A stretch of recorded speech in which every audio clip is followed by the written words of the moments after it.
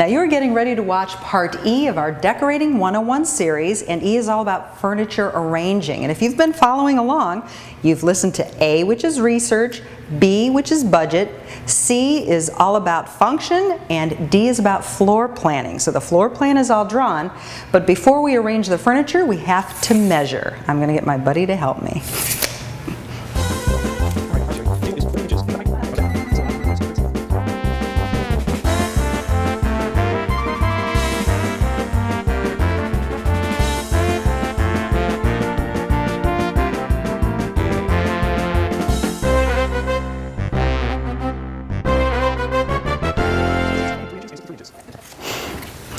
All right, all we need to do now that we have measured all the furniture pieces is to transfer our furniture measurements onto graph paper to create little furniture cutouts like you see here. One way to do them is on white paper, the way I always do it, using my scale as well as my triangle to make sure that all my corners are 90 degrees. I like the white because the grid paper is a little bold for my eyes. Another way to do this is to purchase furniture templates. Now let me put this here so you can see it. See how this is a piano shape, and here's a dining table, and we have different bedding sizes. It's very nice because these are already cut out for you at 1/4 inch. You just set them on a piece of paper. If they match your dimensions, you can just simply trace around it and voila, you have your piano cut out. What we are going to do is start from scratch. We're going to do it the hard way. And our chair here measures 36 inches by 42 inches. So if you remember, each one of these blocks is 1 foot. The 1/4 inch on the paper equals 1 foot on our furniture. So we have 3 feet here. Simply put this anywhere we want. This doesn't have to be perfect, but I can draw a simple line 3 blocks or 3 feet deep. The chair is 42 inches across. It's the width. So I need 1, 2, 3, and then a half of a block to get that 42 inches. And I can just continue to make that rectangle, write chair, and cut it out, and we're all set to go. I would continue doing that with all of the pieces that we measured, and then we're going to get ready to start playing with them on the floor plan. Once your furniture pieces are cut out, you need to kind of look at your space, and we're going to talk about traffic flow. How you do that is you start at every doorway in your room and consider where people might travel as they come in. For instance, this is the front door, as you recall, and I'm going to use my pencil. I'm actually going to draw on here very light pencil lines. If I came in the front door, I might travel around to the kitchen. I might travel to the back 2 bedrooms. I may travel around to the master bedroom, and it's possible I would come to the family room or even out the sliding glass door. If I was in the kitchen, I may go to the front door, and we already have that line there. I may follow that path but turn into the bedrooms. I may come straight across to the master. I doubt if I would go from here to this side because in this home the kitchen is accessible to the family room, so I would assume that direction would be through here. Go to the family room. I'm going to do the same thing for all.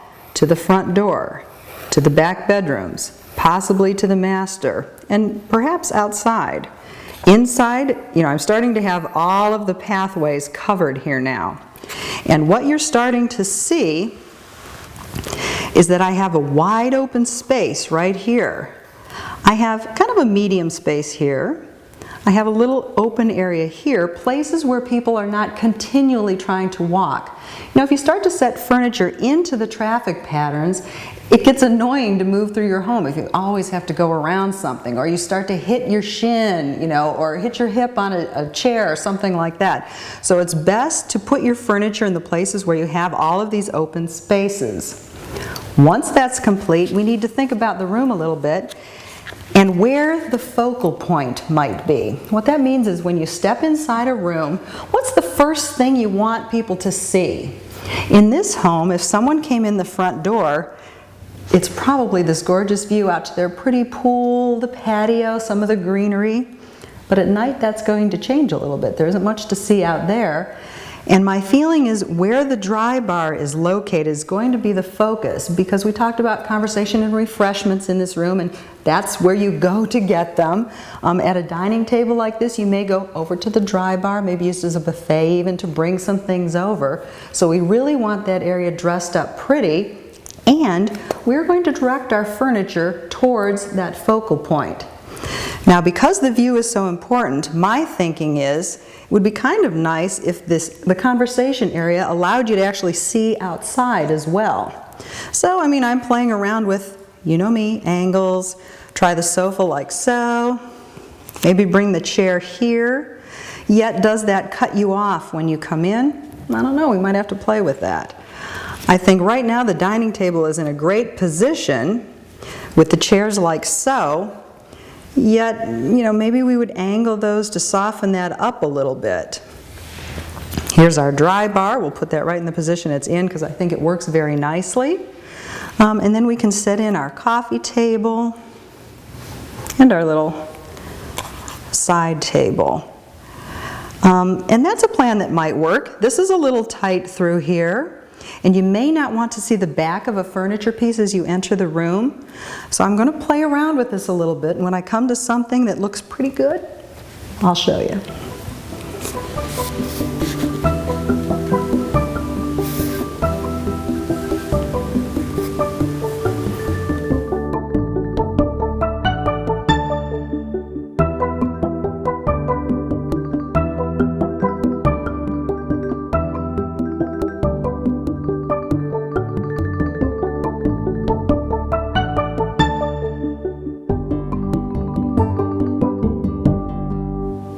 Now last, you want to consider the pieces that you want to add to the room. For instance, we have a little bit of space right here that doesn't really jut into any of the traffic patterns.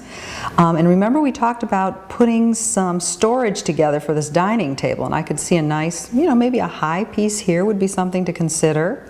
We have a little wall space on the angle that something small could go on. Or right here in the entry, there's a little wall space here, maybe a bench or a little table that you could put your keys on when you come in. You know, those kinds of things make a lot of sense. So there's a lot to think about when you're here. When you have this pretty much in shape, the way you feel real comfortable with it, guess what? Only one more step to go in function, and that's all about the lighting.